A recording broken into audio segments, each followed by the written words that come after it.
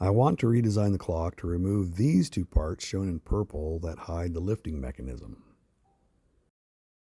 I've designed this new part, which starts at the ball elevator and routes balls to the lifting mechanism, making the mechanism visible. To print this, I'm going to use tree supports which come down to the build plate so I don't have to clean up the ramps where the balls roll.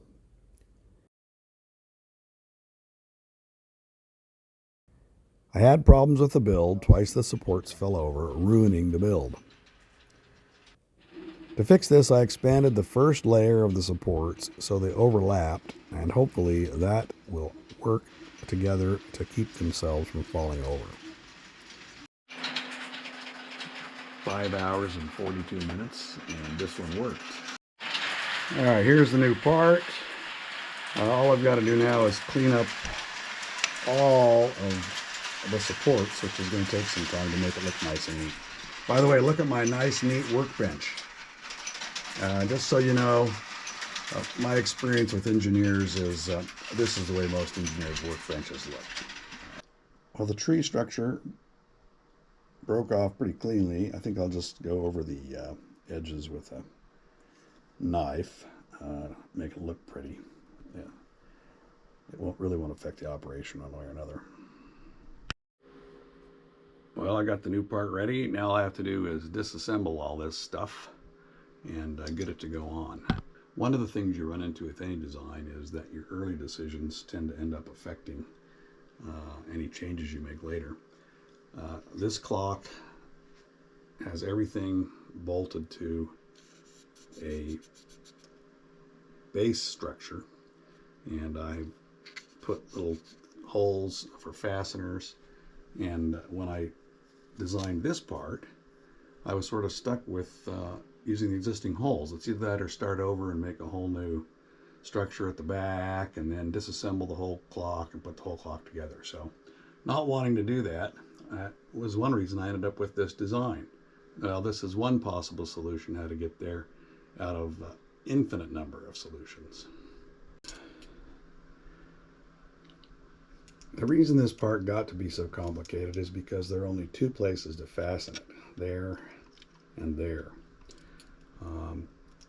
But let's see if it works. It looks like it's going to work.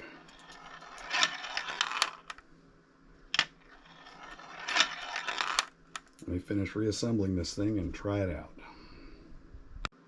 All right, let's turn this thing back on and see if it works.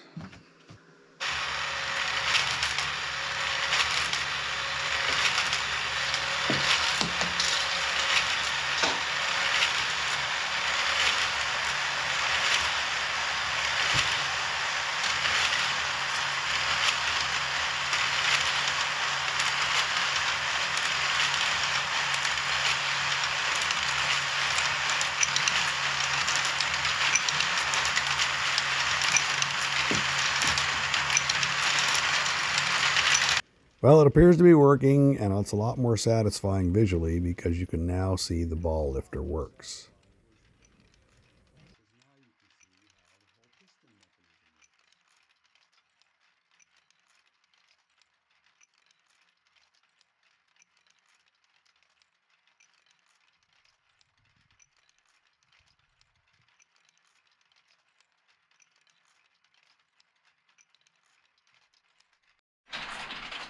The new part replaces these 5 parts.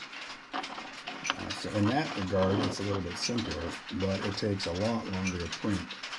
The print time for that part was nearly 6 hours. Another thing I like about this design is it allowed me to increase the dead time, which is the amount of time the motor isn't running, to 45 seconds.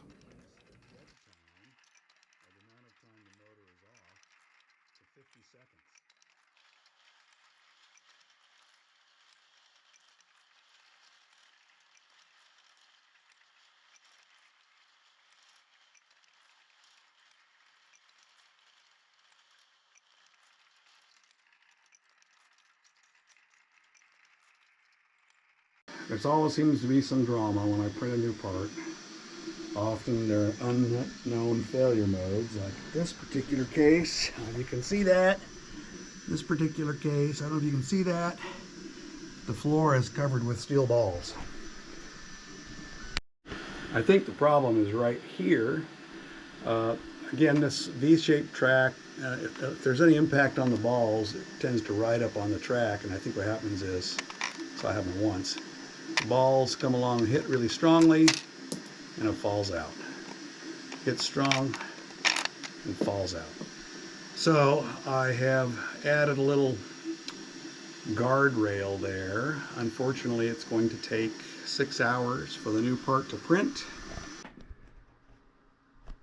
Alrighty, I've made a new part which I hope will fix the problem. Here's the old part. See the difference?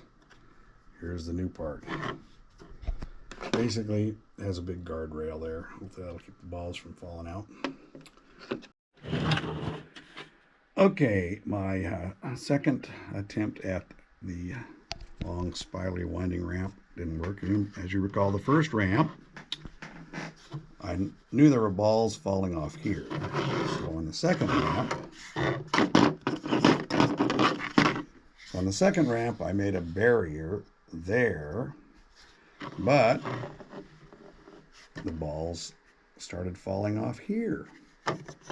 They might have been falling off there all the time. So I made a third ramp. I have a barrier on both sides, but I did one additional thing. I made it so the balls can't pop up. I could have almost totally enclosed the balls, but I really have two design criteria here. One is to make sure the balls don't fall off the ramp, but I also want to make it so you can see the balls and be entertained by them rolling around. So I'm hoping this one does it. This thing takes so long to print again that basically you get about one chance a day to get it right. So hopefully this one's going to do the job. Well, I think it's working as intended. You can see that when the balls move forward, they actually push up against the bottom of the overhang I designed in there. And that's keeping them from popping out. So I think, fingers crossed, this will solve my problem.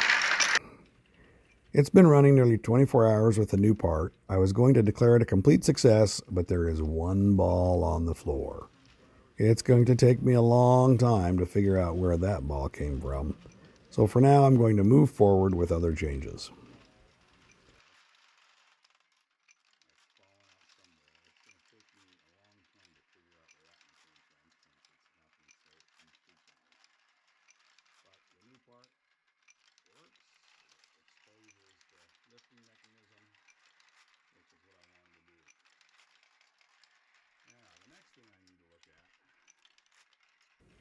The next thing I need to look at is the point where the ball lifter rotates. Right now there's just a pin in a hole, and the PLA isn't wearing well. It's generating a bunch of dust. The same thing is happening at the 2-second accumulator where the rotating ramp slams against the fixed ramp.